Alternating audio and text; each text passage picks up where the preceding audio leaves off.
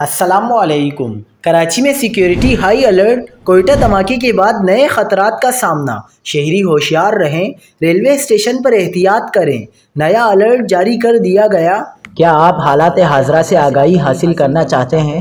خبر کے پیچھے چھپے اصل حقائق جاننا چاہتے ہیں تو ابھی سبسکرائب کیجئے جل پاکستان کو اور ساتھ ہی گھنٹی کے نشان پر کلک کر دیں۔ آپ کو بتاتے چلیں کہ کوئٹہ کے ریلوے اسٹیشن پر آج صبح ہونے والے خوفناک دھماکے نے پورے ملک کو ہلا دیا ہے۔ سندھ بھر، خاص طور پر کراچی میں سیکیورٹی ہائی الرٹ کر دی گئی ہے۔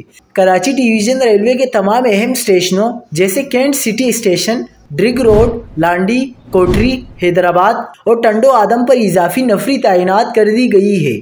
داخلی اور خارجی راستوں کی ہر لمحہ نگرانی کی جا رہی ہے۔